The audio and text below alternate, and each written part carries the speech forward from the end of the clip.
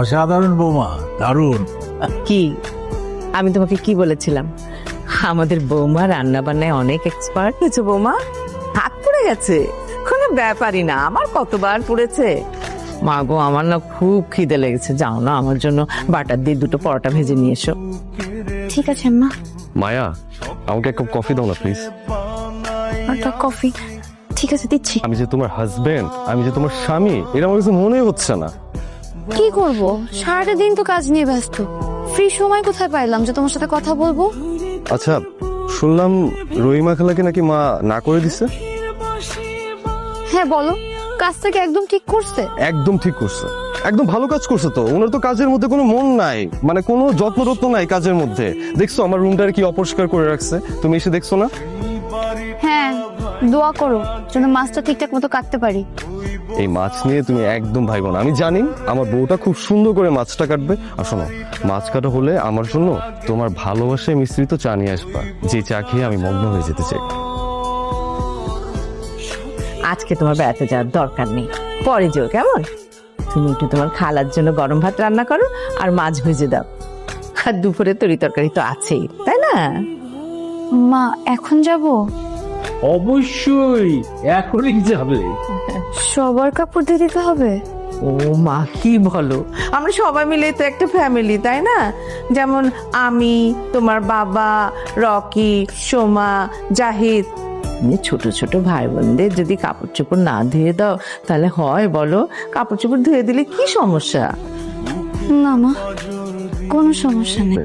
তোমার জ্বর, মায়ের জ্বর, সবার এরকম জ্বর হলে কাজকর্ম কে করবে?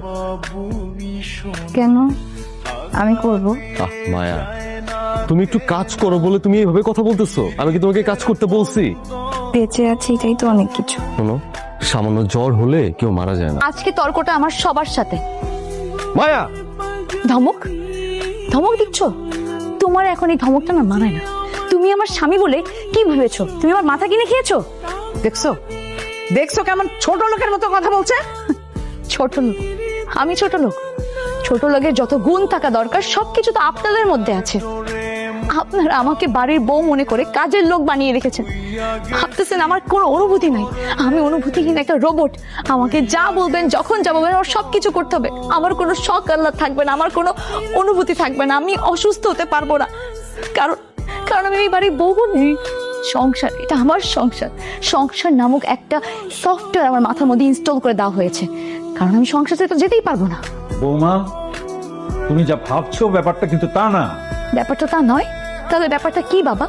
আপনাদের মেয়ের স্বাধীনতায় আপনারা বিশ্বাস করেন, তার শখ আহ্লাদে আপনারা বিশ্বাস করেন, তার পছন্দ অপছন্দে আপনারা খুশি হন। আর আমি অন্য বাড়ির মেয়ে বলে আমার কোনো শখ আহ্লাদ থাকতে পারবে না, আমার কোনো স্বাধীনতা থাকতে পারবে না। আমি এই বাড়িতে আসার আগে আমার বাবা মাকে বলে দেওয়া হয়েছিল আমি বাড়িতে এসে কি কি করব, কি কি আমার নিয়ে আসতে হবে। আপনারা প্রতিনিয়ত 5 জনের 5 রকমের ফরমায়েশ দেন আমাকে। 5টা ফরমায়েশ মিলে যে কতগুলো ফরমায়েশ হয়, কতটা কষ্ট হয় আমার এই ফরমায়েশগুলো পূরণ করতে, এটা কখনো খেয়াল করেছেন মা?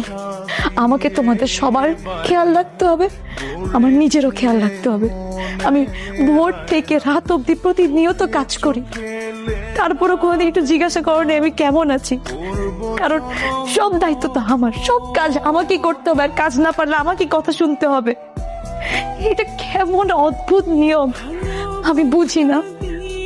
বোমা, আমরা আমাদের ভুল বুঝতে পেরেছি। তুমি আমাদেরকে লজ্জা দিও না মা। আপনি যদি লজ্জা পেয়ে থাকেন মা, তাহলে আমি খুব দুঃখিত। আমি এই সংসার ছেড়ে যাই না কেন মা জানেন? মায়া, সংসারের মায়া। বৌমা, আমাদের অনেক ভুল হয়ে গেছে। এখন থেকে সবাই মিলে আমরা কাজ ভাগাভাগি করে করব, তুমি একা করবে না। ভাবি, আমি কিন্তু তোমার কাছে নুডলস বানিয়ে খাও। হবে, আমি কালকে তোমাকে বিরিয়ানি বানিয়ে খাবো। প্রমিস। কি এবার খুশি তো? ও এই সংসার তো তোমার মায়ার সঙ্গে।